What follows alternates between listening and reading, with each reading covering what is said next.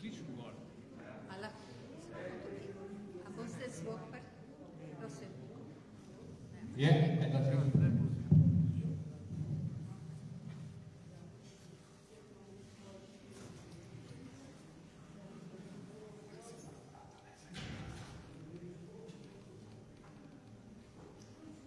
Ker je še dan, vam bom rekel dober dan. Hvala vsem, ki ste prišli danes. Pozdravljeni tudi gledalke in gledalci, ki nas spremljajo v neposrednem prenosu. Na 31. etapi vseslovenske turneje revije Demokracija, kjer predstavljamo avtorji bodisi naših knjig, bodisi knjig, ki se jih avtorji izdali v samozaložbi in vabimo tudi druge goste. Najprej bi na začetku opravičil gospoda Igorja Omerzo, ki je na poti in je ostal v prometnem zamašku nekje na Celovške jezere in se bo nam takoj pridružil, ko pride. Drugi gost je gospod Rado Pezdir, ki bo predstavil svojo knjigo Vzporedni mehanizem globoke države. Tretje pa naša gostja je kandidatka na bližajočih se državno-zborskih volitvah na listi SDS, gospa Ksenija Sever.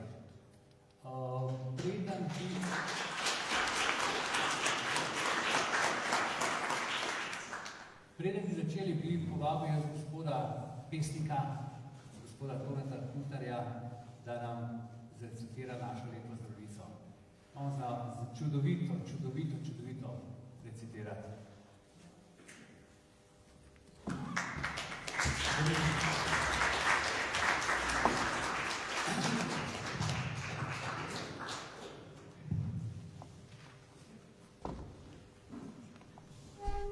Spoštovani pred zdravnico, mi je gospod Jože dovolj da povem nekaj besed.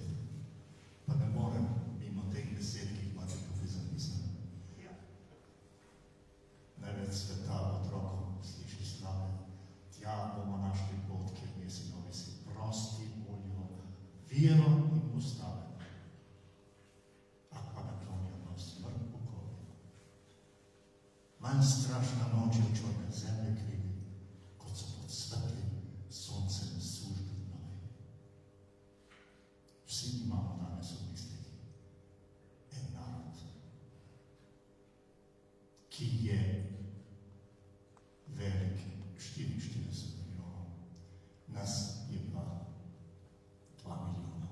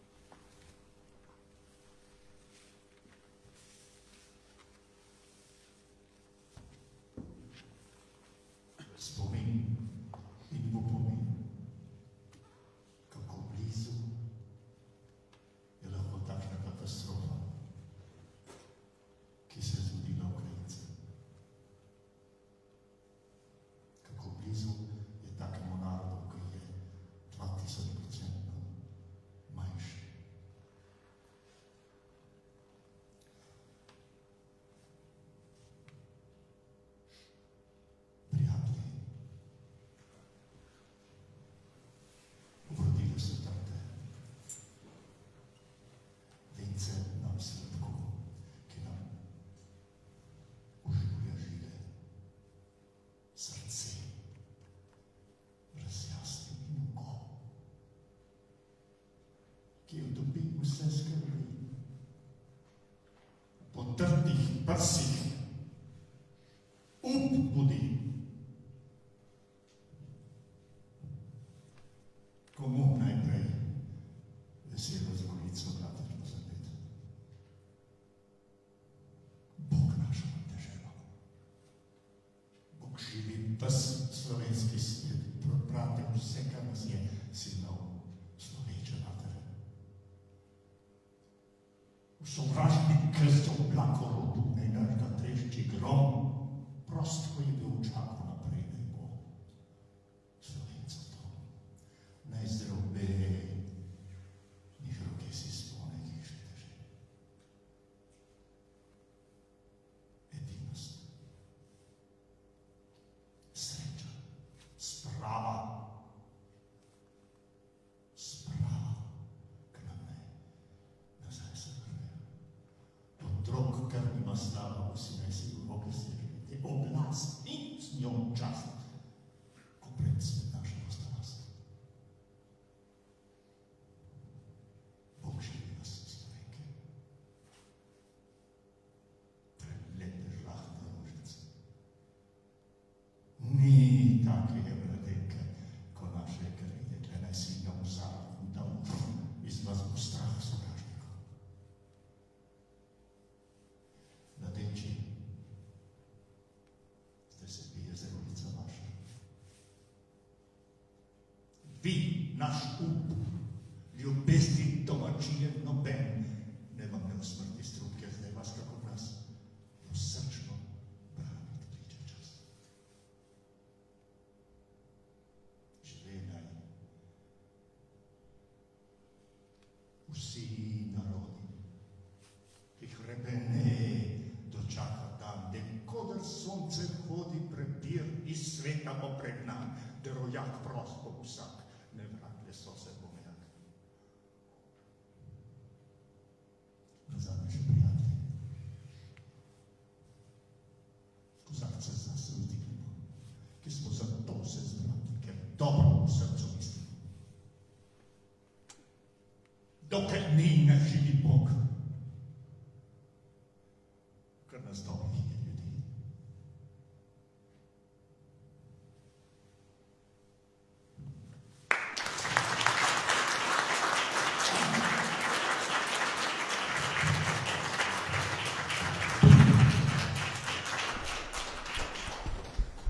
Hvala gospodu pesniku Kultarju za lepe misli in res čudovito doživeto zrecitirano zdravico.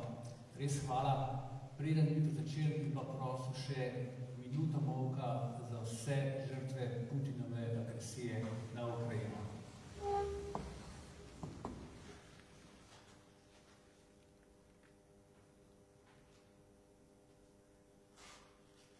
Slava jim, slava Ukrajini.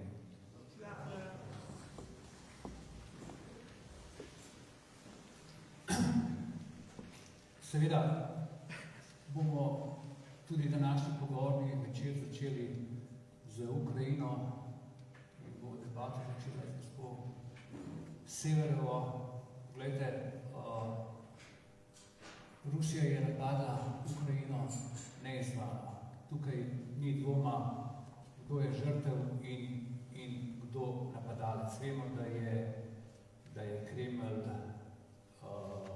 aneksiral Krim že leta 2014, plus posredno dve republiki Donetsk in Lugansk.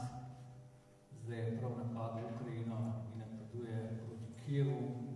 Naša vlada se je odzvala z pomočjo in podporo Ukrajini in ukrajinskemu narodu, kar naenkrat pa poslušamo tukaj od leve opozicije, da ta desnosredinska vlada izkorišča vojno v Ukrajini za predvolilne namene. Kako bi to komentirali? Hvala na vprašanju. Lep pozdrav vsem v dvorani. Poglejte, vojna v 21. stoletju, to je nekaj nepomljivega.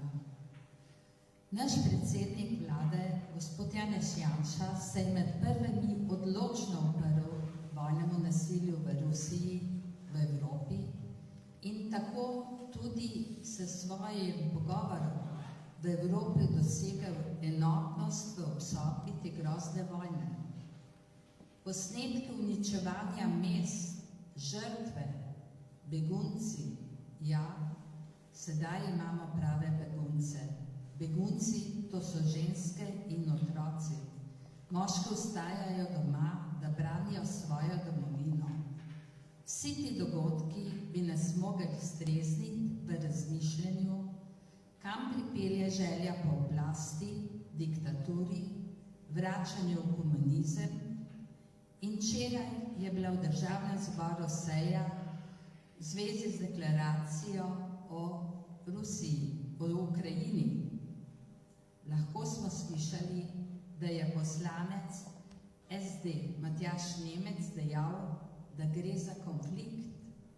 Poslanka Violeta Tomić, da je potrebno pogledati vzrok in posledice, mi pa vsi vemo, da gre za agresijo, napad, na vojna je to na suvereno demokratično državo. To je brutalna, krvoločna vojna, kjer so žrtve civilisti, otroci. Vendar je bila na koncu zaključka te seje izglasovana ta resolucija s 67 glasovi za, stranke KUL in tudi SD pa so se vzdržale. Vse to kaže na dejstvo, da ne dajejo podpore Ukrajini tako, kot bi jo morale, ampak da jim je blizu diktatura. Poglejte, SD se klanja našim največjim, lahko bi rekli, smrtnikom, ki so podpisovali obsodbe, da je bilo pri nas pobitih toliko civilistov po drugi svetovni vojni. Njim je blizu, da je predsednik Putin sprejel zakon, da utiša medije, kjer novinarjem grozi 15-letna zaporna kazen, če samo uporabijo besedo vojna. To te stranke podpirajo. In ker se bližajo volitve, je korak, ki ga je naredil naš predsednik Janez Janša in celotna Evropa je sedaj enotna, v napoto, zato pravijo, da s tem išče svoje pomoče. Hvala lepa. Prosim, omenili ste ljudi, ki ostajajo v Ukrajini, da branijo svojo domovino. Vemo, da so zdaj razprave, kaj so resnični begunci, kaj so ekonomski migranti. Tukaj lahko vidimo, kako moški ostajajo v Ukrajini, da bi obranili državo pred agresijo, medtem ko pošiljajo ženske in otroke na varno. Pri prejšnjih migracijah smo bili navajeni ravno obratno. Seveda obstajajo tudi kakšne ženske v Ukrajini z orožjem v roki, gledala sem, gledaj eno fotografijo po družbenih omrežjih, je zaokrožila eno mlado dekle s puškom, je pri oknu in sem se spomnil na eno misel Oriane Falači, ki je rekla takole približno: kdor ljubi življenje, vedno stoji ob oknu s puško, da ga brani. Samo še nekaj za vas, eno vprašanje, gospod Sever. Glejte, Rusija ima vendarle ogromno vojsko, večjo kot Ukrajina, pa ne napreduje tako hitro, kot je očitno načrtovala. A mislite, da je mit o neki močni Rusiji končno padel? Ja, mislim, da je ta mit padel. Poglejte, Rusija je ena izmed največjih držav, ima 146 milijonov prebivalcev. To je malo za tako veliko državo. Ukrajina jih ima okrog 42 milijonov. Države, ki pa so združene v Evropske uniji, pa okoli 446 milijonov. Te države in enotnost povezuje te države v obsodbi, mislim, da je tako močna, da Rusija tukaj ne bo mogla. Včeraj je bil naš predsednik v Franciji, v Versailles, na neformalnem sestanku Evropske komisije. Tukaj so se zopet pogovarjali o vstopu Ukrajine v NATO. Podpora je 100%. Mislim, da bo Ukrajina obranila svoje ozemlje, seveda pa v zraku ostaja grožnja, na katero ne smemo niti pomisliti, to je atomsko orožje. Putin, o njem vemo, da je se rodil v Leningradu, tam je diplomiral in takoj po šoli, po šolanju vstopil v takrat sovjetsko tajno policijo, tajno službo KGB. V Moskvi je prišel šele sredi 95 let, ampak je neverjetno hitro napredoval. Postal je šef nove ruske tajne službe, ki je ohranila način dela KGB-ja. Že po pol leta, po enem letu je postal že predsednik Rusije. Gospod Pezdir, glejte, v vseh postsocialističnih državah, bodi si še takrat, ko so bile še socialistične ali komunistične, in pa, ko so postale vsaj na deklarativni ravni demokratične, je neka značilnost, da bivši visoki predstavniki tajnih služb, tajne politične policije postajajo direktorji bodisi velikih podjetij, bodisi imajo visoke politične funkcije. Kako bi to komentirala? Neka značilnost je, tukaj mislim, saj meni se bi. Ja, zdaj lahko komentiram najbolj na podlagi dokumentacije, na podlagi katere je nastala knjiga. In če to skomentiram za slovenske razmere, je presenetljivo, da je eno najmočnejših omrežij v državi tvorijo pravzaprav kadri, ki so prišli v gospodarstvo iz službe državne varnosti. Naprimer, GZS-jevi spiski nagrajencev za 80 leta so polni nekdanjih visoko rangiranih uslužbencev službe državne varnosti.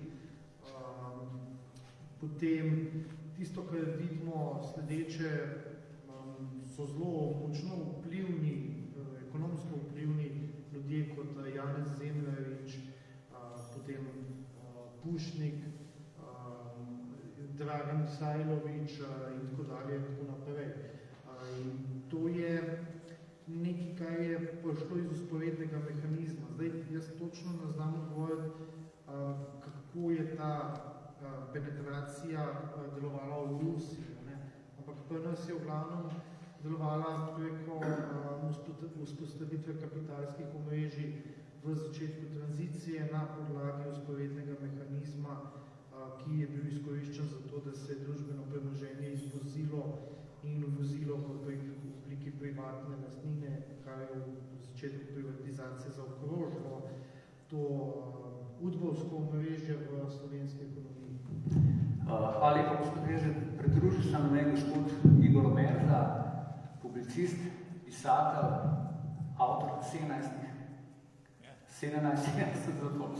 knjig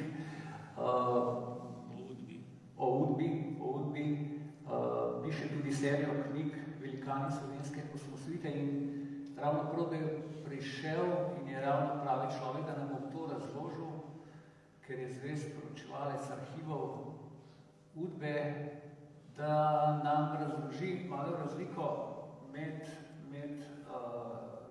tajnimi službami, varnostnimi službami v demokratičnem režimu in v totalitarnih režimih. Vemo, da imajo vse države po svetu svoje varnostne službe, razlika pa je vendarle obstaja.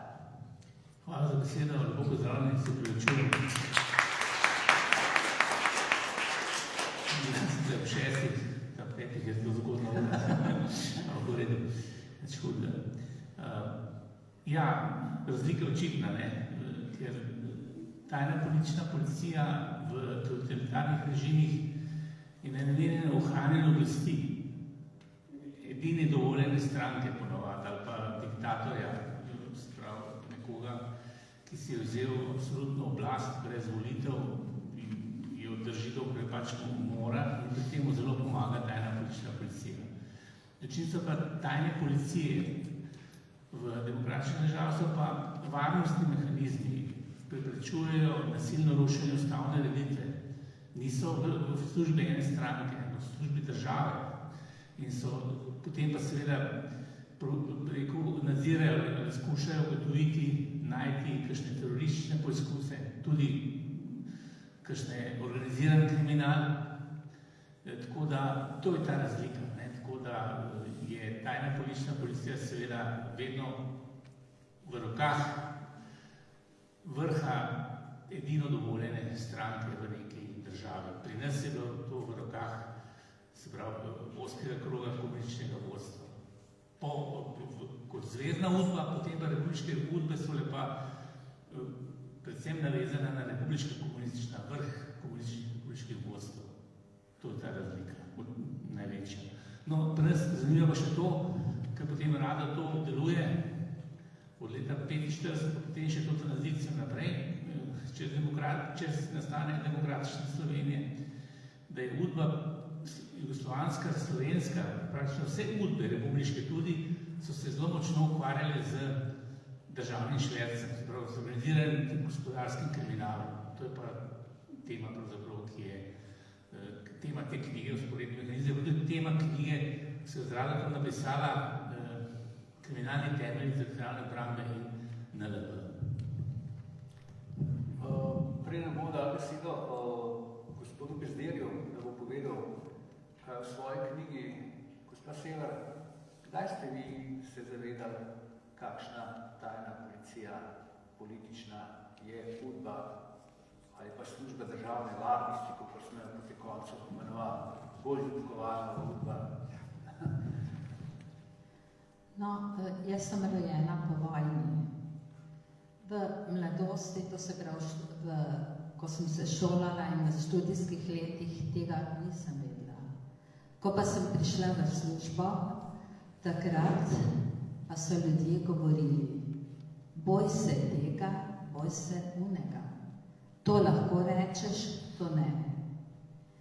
In res, takrat sem dojela, da je udba neka tajna organizacija, da ljudje, ki delajo v udbi, imajo tajna imena, psevdomine in da če je nekdo nekaj rekel čez oblast, da ga enostavno ni bilo, bil je zaprt, odpeljan.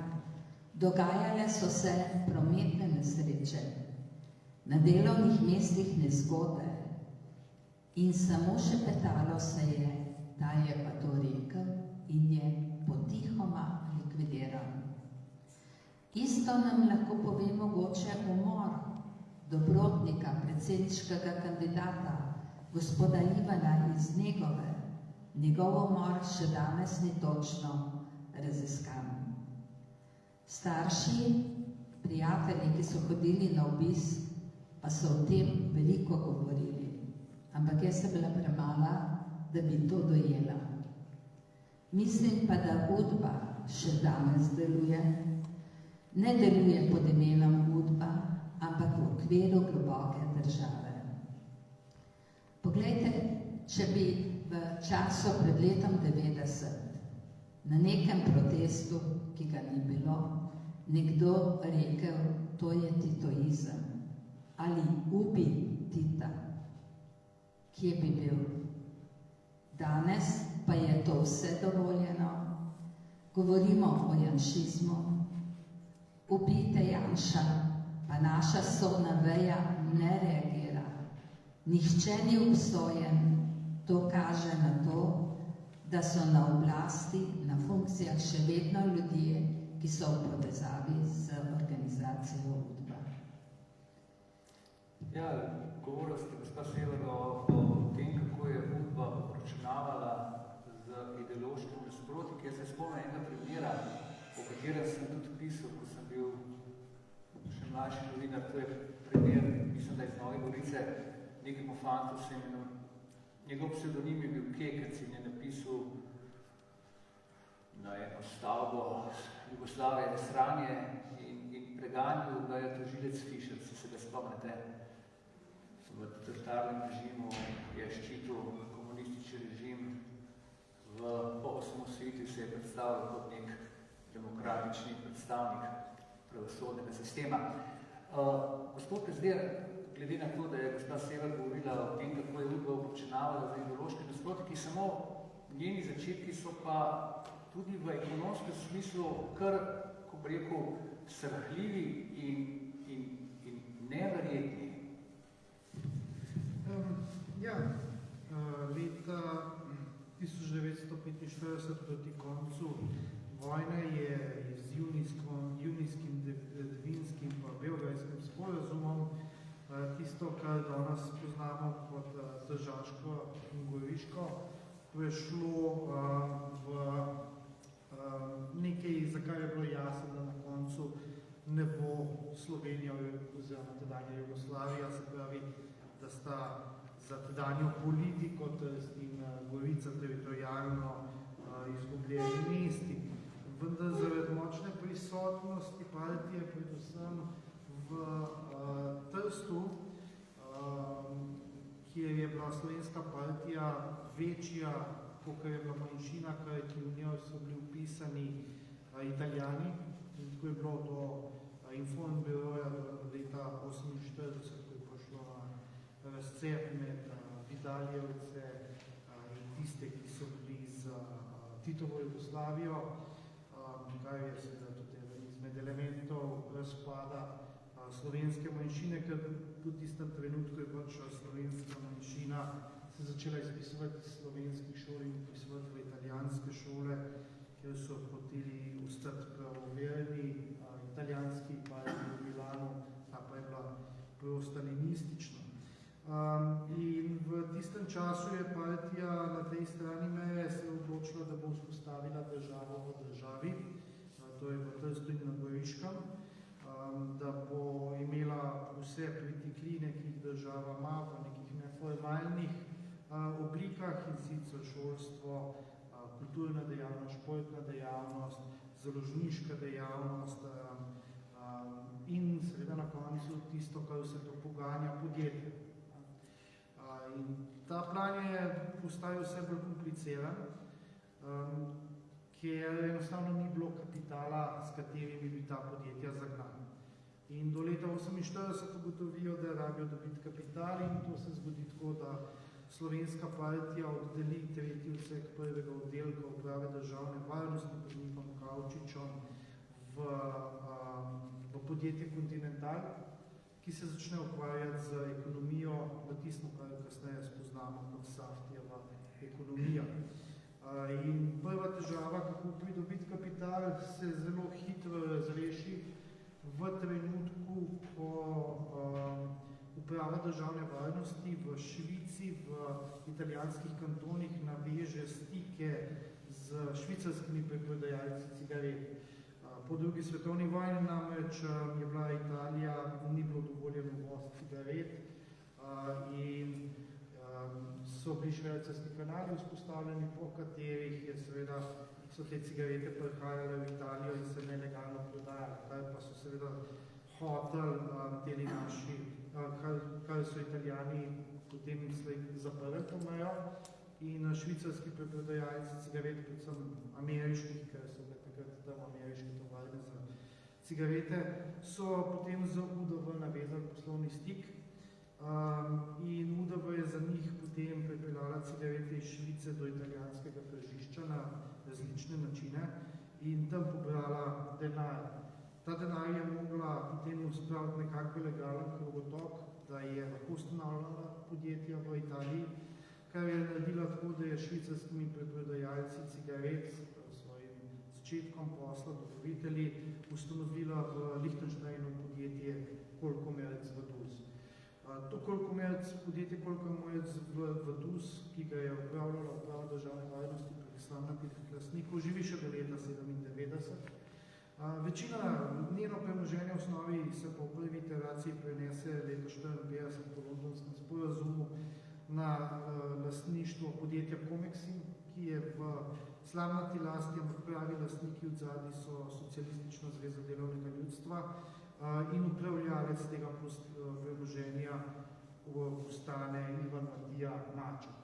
No, tudi to podjetje preživi padec Berlinskega zidu do leta 1993 še vedno posluje.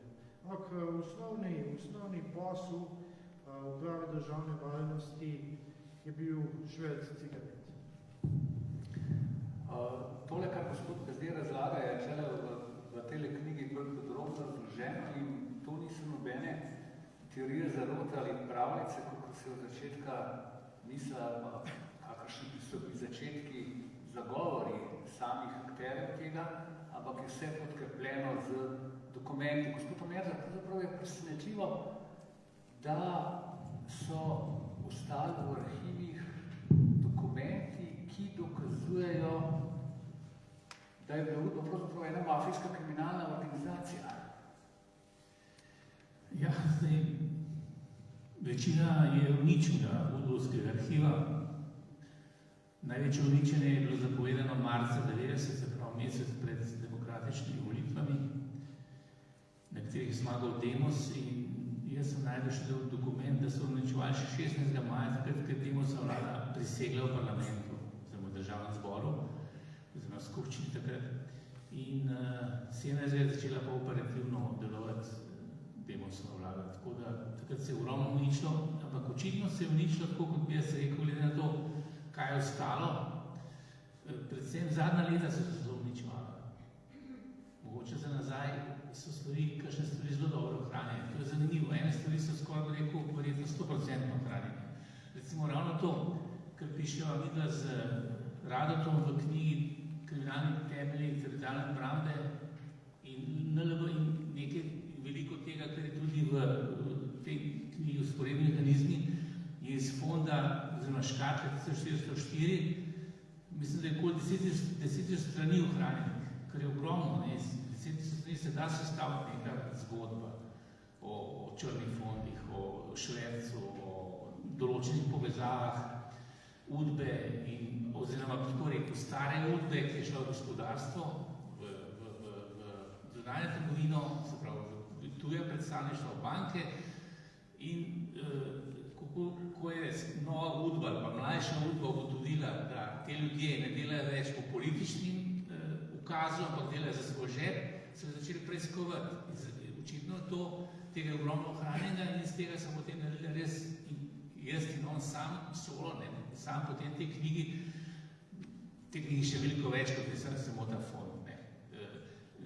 Neke zgodbe, ki so relativno dobro dokumentirane. Morda bi ste želeli še več, predvsem, da bi lahko imeli določene podatke iz tujine, do katerih pa pač še naši kriminalisti nimajo praktično dovolj dostopa, oziroma mi smo za določene stvari, ki so se dogajale takrat, recimo bilo igralništvo, zdaj še pred par leti, ko je umrl kriminalist Podbevšek in je njegova vdova to dala arhiv na razpolago, tako da imamo nekaj, ampak to so izvedla za ta arhiv pred par leti in o tem mislim, da bo Rado še pisal. Gospod Pezdir, predsednik doži, da politični vrh je bil zagotovo seznanjen z temi posli, ampak zanimivo je, da se ta vzporedni mehanizem se ni nekako presekal ob osamosvojitvi, ampak se je razpotegnil še do dan današnji, kar dokazuje, recimo, kot vi opisujete prvem poglavju, afera z pranjem iranskega denarja, ki je res nekaj posebnega v vseh pogledih.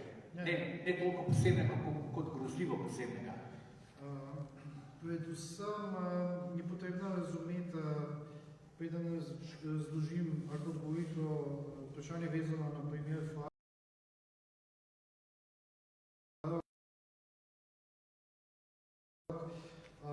kako je deloval vzporedni mehanizem. V vzporednem mehanizmu kljub zakonom in regulacijam, ki so veljale v socialistični Jugoslaviji, Odločevanje prihajalo iz vrhov ključnih institucij, se pravi izvršne oblasti in same partije, ožjega CK-ja partije, in prihajanje v neformalnih oblikah. To vemo, ker smo razkrili nekaj takih primerov odobritve, pa ker je ta zgodba, ker je Igor prej govoril, oziroma načenju, vezana na to, da je stara UDBA se pretvarjala, da ima neka neformalna pooblastila, da bi preslepila novo UDBO in je zapeljala stran iz te smeri raziskovanja, kako so dejansko se oni ukoristili sredstvi iz črnih fondov. Ampak to je tisto lopov, krade lopova. No, in ključno je bilo, da imaš vrh institucij pa neformalna pravila. Zdaj, pri primeru Farok, vsa ta celotna zgodba je tekla popolnoma mimo regulacij bančne zakonodaje vezane na preprečevanje pranja denarja in financiranje terorizma in tudi mimo internih predpisov. Mimo internih predpisov do tega ekstrema, da se je potrjevala ponarejena poslovna dokumentacija, da se ni niti pregledalo, kaj so transakcije, oziroma nameni transakcij, do seveda tega, da so neznani člani uprave podpisovali neke sklepe za oprostitev plačilne provizije. Prvi čemu je potrebno dodati, da tisti, ki so delali v proizvodni, se pravi, ki so dejansko sprovajali te transakcije Iranca, so se aktivno upirali, ker so govorili, da je to predvsem, za kar so jih izobraževali, da je to pranje denarja. Se pravi, to kaže, da so odločitve za tovrstne posle, kot je iranski posel, prišle iz čist nekih drugih vrhov. Zdaj, v knjigi opisujem še ene par takih primerov, naprimer operacija Merkur, ki kaže, da je usporeden mehanizem odločanja na Novi Ljubljanski banki bil še kako prisoten.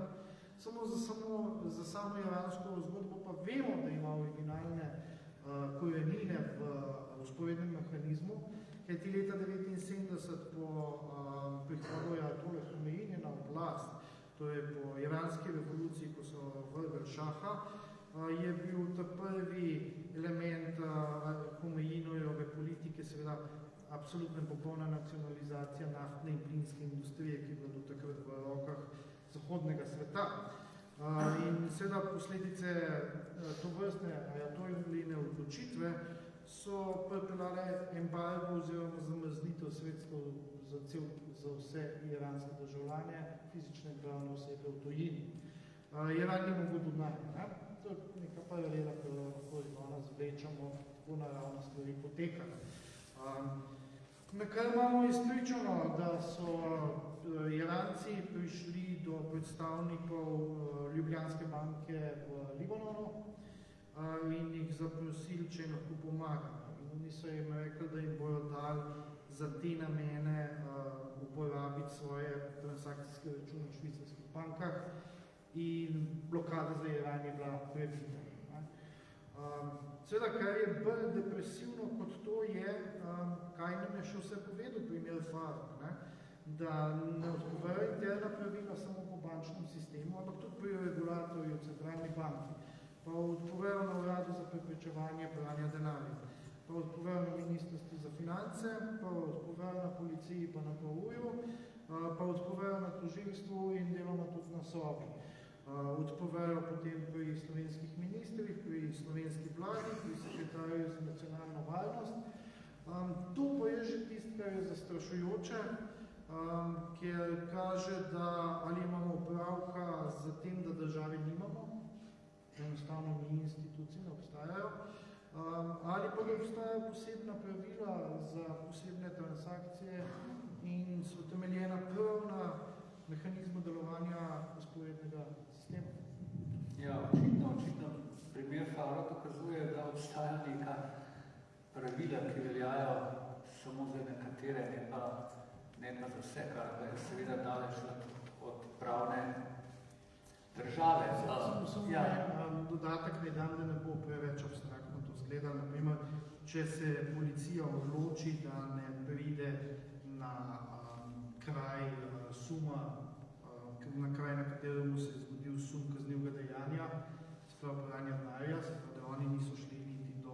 NLB in vprašali, kdo je ta človek, kako zgleda, ali ga je kdo priporočil, ne? Pa je to osnovni element policijskega dela, osnovni predpis za to, da se policist. Potem je jasno, da se ni spoštovali pravil, kajti policist sam razume, da če je sum kaznivega dejanja, potem tam je. Ne? Vsekakor. Zdaj pa vprašanje za oba, za gospoda Pezdirja in za gospoda Merlo. Najbrž sta naletela, ko sta brskala v arhivih, na nekatera imena, ki se pojavljajo in v prejšnjem sistemu in v sedanjem sistemu in ki kažejo, kako je deloval sporedni mehanizem. Gospod Pezdir je omenil operacijo Merkur, mislim, da se tukaj. Ja, to je izjemen dokument, mislim, celoti objavljen, ne, v knjigi Sporedni mehanizmi.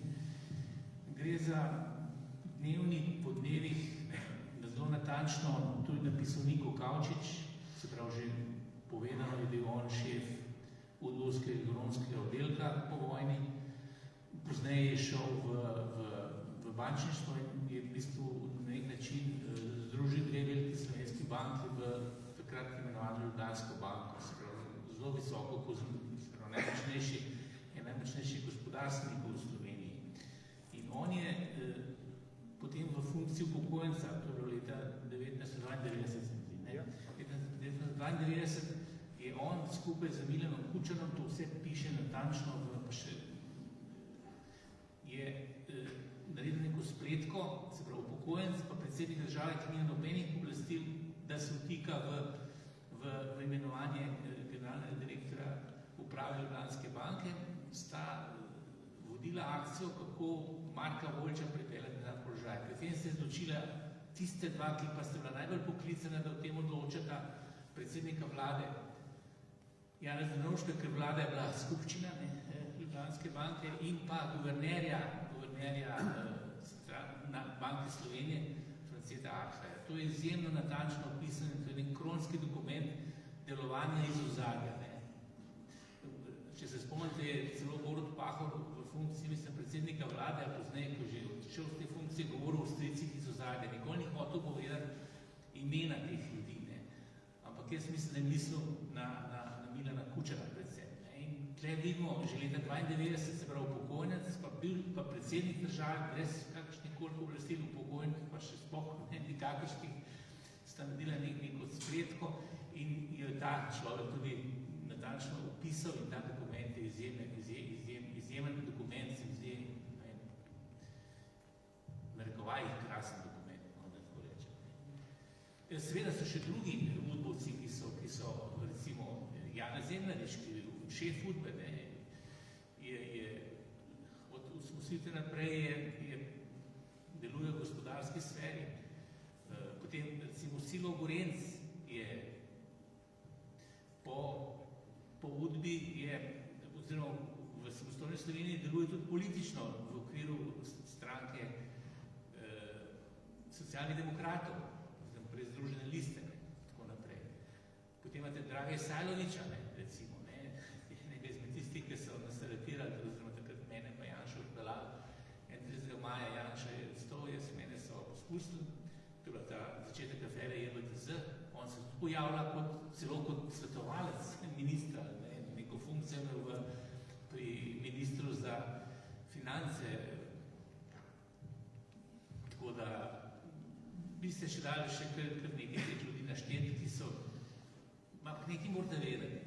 Udba je imela recimo na koncu da mene skoraj 1000 uslužbencev. In od teh morate odšteti ljudi, ki niso pomembni, a veste, zasledovalci, ženske, ki so pretipkavale, telefonske, prisluškovalci in tako naprej. Tega je bilo ogromno. To je odšlo v pokoj in seveda, to je nek krog ljudi, ki se med seboj druži, zato ker niso že tudi nekateri preminuli, ker so bili vedno zaprt krog in še vedno ostanejo nekako v kontaktu. Pomembno je to vodstvo, ki je ostalo in ki je, kot nakazuje tudi v svoji knjigi Rado, je saj za en del denarja vemo, recimo predvsem igralniškega iz posebne službe, da je pravzaprav ena ekipa udbovska, najvišja ekipa udbovska, se je ta denar nabiral v Luganu, v Švici in ta denar je zginil, ne? Se pravi, se ga oni nekam morali transformirati. To je šlo za stotine milijonov, veste, to niso bili majhni denarji. Tako da obstaja cel, pa tudi še nekatere druge stvari je tle opisal v tej knjigi, kako se je to iz prejšnjega režima pretakalo naprej, te vzporedni mehanizmi, globoke države, predvsem ne samo vzporedne ekonomije, ampak tudi vzporednega bančništva. Jaz bi temu dodal še en drobec. Mene je recimo presenetilo, ko sem najdel 2 dokumenta, kjer sta podpisani 2 osebi, ki sta res bile visoko v slovenski politiki. Ampak preden povem, kdo sta te osebi, najprej o čemu grejo dokumenti. Gre namreč za temu, kaj je pravo lastništvo podjetja Adit, da je lastnik Socialistična zveza delovnega ljudstva, to je bil podjetje, ki ni obstajal po zakonodaji, kako niso ustanovili, niti se potrudili, da bi ga ustanovili. In je bil ključen element za to, da so se 89 izvozila družbena sredstva iz Ljubljanske banke, GZS in Banke Slovenije preko Trsta v Luksemburg in potem v Švico, zato da so potem prišle nazaj kot zasebna sredstva v privatizacijo. In obstoj, ne samo obstoj neobstoječega podjetja, ampak tudi njegovo lastništvo. Sta poznala 2 visoka slovenska politika, ki sta pod dokumente o temu podjetju Adit podpisana, in to sta kar 2 predsednika Republike Slovenije. En je Milan Kučan, drugi pa Danilo Tirek. In to vam pove vse o celotni zgodbi, da smo mi res družbena sredstva vam potegnili iz države in da sta 2 človeka, ki sta pa predsednika države, vedela, da se je to zgodilo in da je bil ta vzvod v resnici v rokah partije preko Socialistične zveze delovnega ljudstva. Hvala. Ravno ko sem omenil Adit, je treba povedati še nekaj. Adit je šel v stečaj. Stečajni upravitelj je bil Franci Perčič.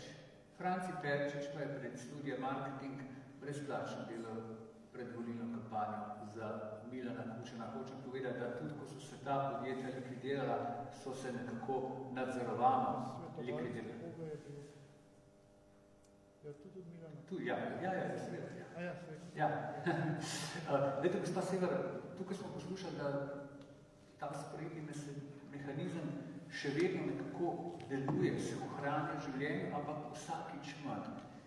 Vidimo, da se zelo boji, ko pride do spremembe vlade, oziroma vlade, ki ni ideološko enako usmerjena, kot so na levi.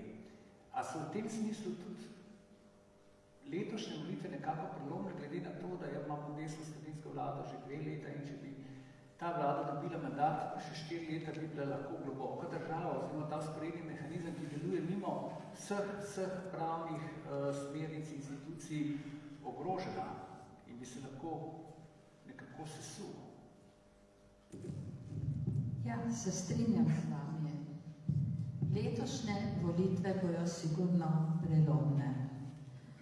Poglejte, Slovenija je kljub krizi dosegla najvišjo gospodarsko rast. Med vsemi evropskimi državami beležimo gospodarsko rast v višini 8,1%. In če mi vsi želimo ohraniti to gospodarsko rast, živeti v socialni, demokratični, pluralni družbi, kjer bo vrednota delo, kjer nas razlike lahko združijo le v spoštovanju in sodelovanju, morajo zmagati stranke, ki imajo programe in zmorejo v dobrobit državljanov Slovenije preseči programske razlike. Naš pogled mora biti zazrt v prihodnost razvoja in zavedati se moramo, da le enotni lahko skupaj tlakujemo pot za boljši jutri vseh državljanov, Leve stranke pa tega ne zmorejo. Smo v predvolilnem času, pa že ne povedujejo, s kom bojo sodelovale in s kom ne. Bojijo se, da bi bila Slovenija uspešna tudi tako naprej, da jim bo odrezan velik kos pogače, to se pravi denarja, ki so ga bile navajene pridobiti iz bank ali iz družbenih gospodarskih podjetij. Če pogledamo programe, veste, da ima Levica v svojem programu nacionalizacijo podjetij. Da je poslanec v parlamentu javno izjavil, kdor ne more v 15 minutah posesati svojega stanovanja, ima preveliko stanovanje in mu ga je treba vzeti in dodati drugim ljudem. Kam gremo, če pridejo na oblast leve stranke? Ali če pogledate, na primer, izjavo Alenke Bratušek, dragi upokojenci, še se spomnite, rekla je, v mesecu decembru 2021 se bojo pokojnine vsem zvišale za 6,5 evra. Enormno. Vlada Janeza Janše je samo v letošnjem letu, v januarju, zvišala pokojnine upokojencem skoraj za 8%, 7,9. Če pogledamo še naprej stranko SD, tudi ta gre korak nazaj.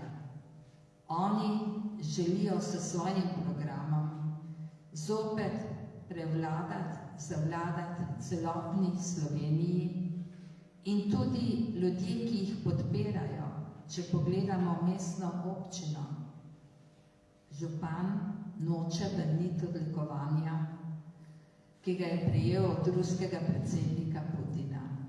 Med nami je mestni svetnik in predsednik svetniške skupine gospod Igor Horvat, ki bo v ponedeljek na seji mestnega sveta zastavil ustno vprašanje v zvezi s tem županu. Poslušajte, bomo videli njegov odgovor. Skratka, če pridejo na oblast leve stranke, je konec z našo demokracijo. Veste, da že od Kučana, ki je, lahko bi mu rekla, prvak levakov, ni bila demokracija in svobodna Slovenija prva opcija. Hvala, predem damo besedo vam, dragi poslušalci, ki ste prišli.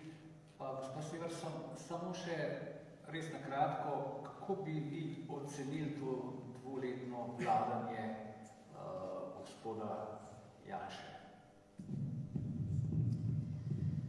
Vlada Janeza Janša si zasluži sigurno oceno odlično.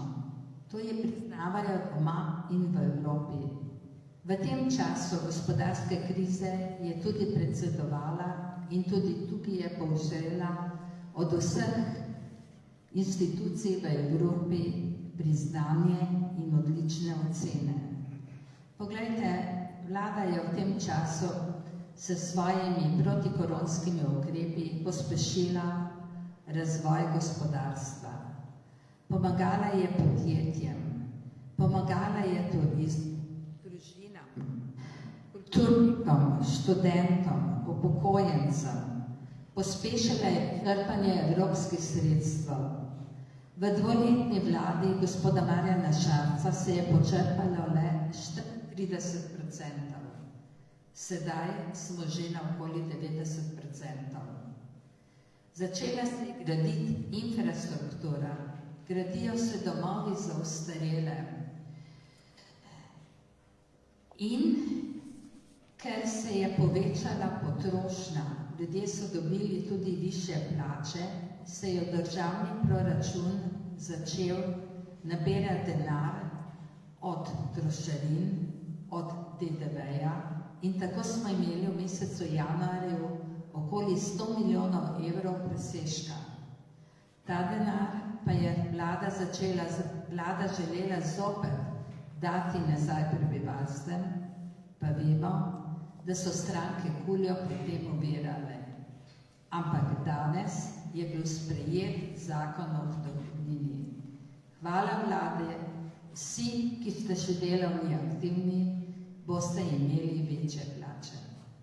Zato naj vas na koncu povabim, da greste na volitve.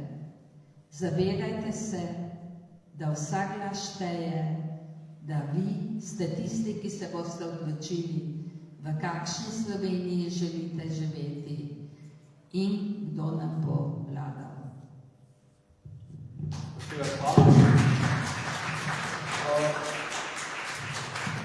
Beseda je vaša za vprašanja, za komentarje, kar pogumno. Ima kdo kaj za vprašati, kaj za povedati? Če ne bom jaz, še naprej.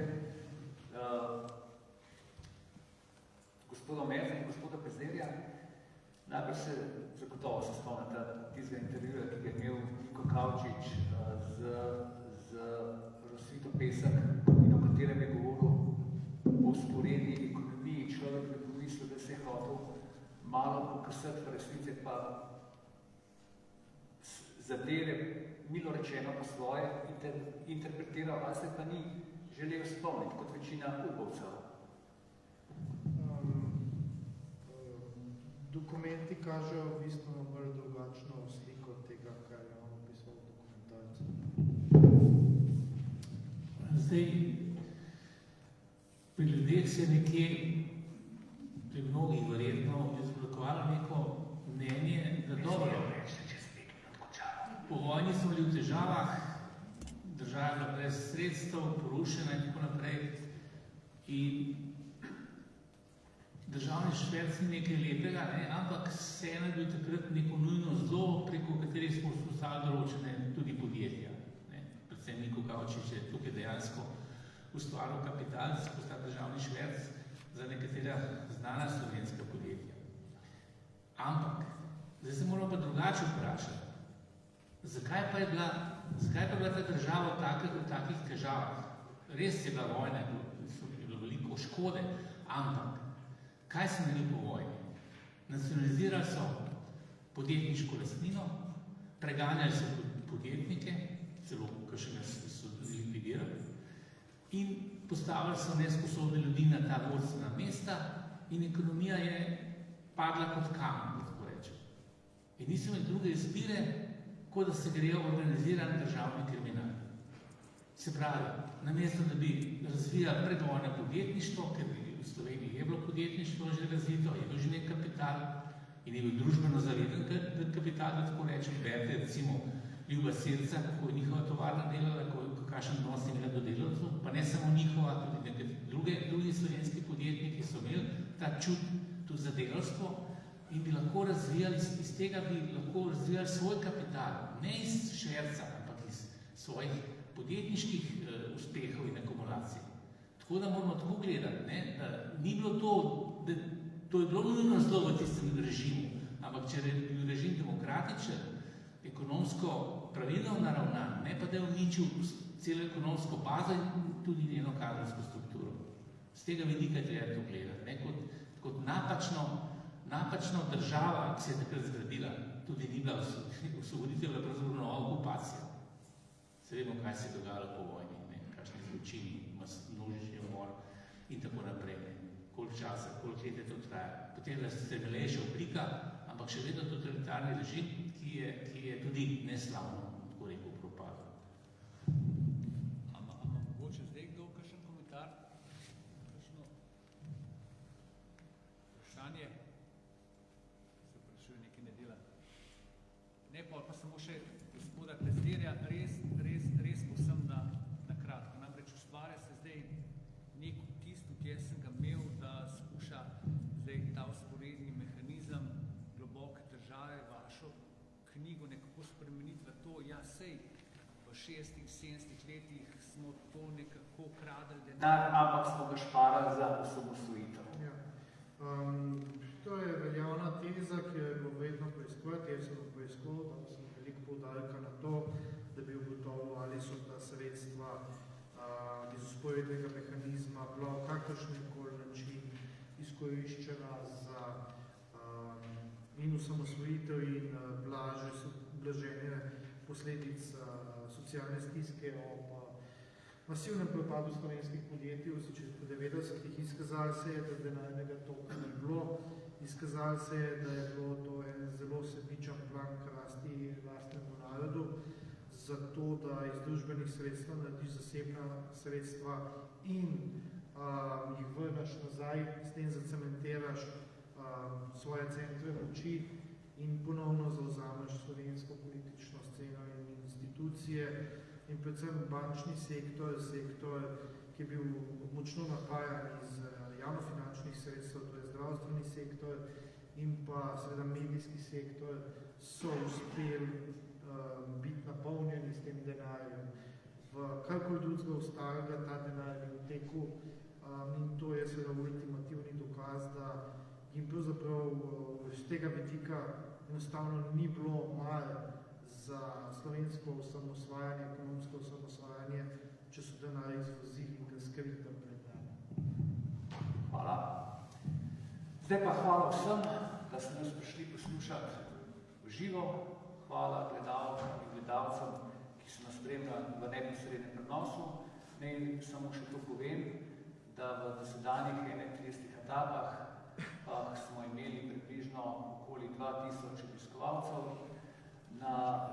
V živo, da se neposrednem prenosu spremljajo preko 5000 posnetke, pa si ogledalo preko 20 000 ljudi. Pred nami so nocoj bili. Hvala Igorju Pomerza.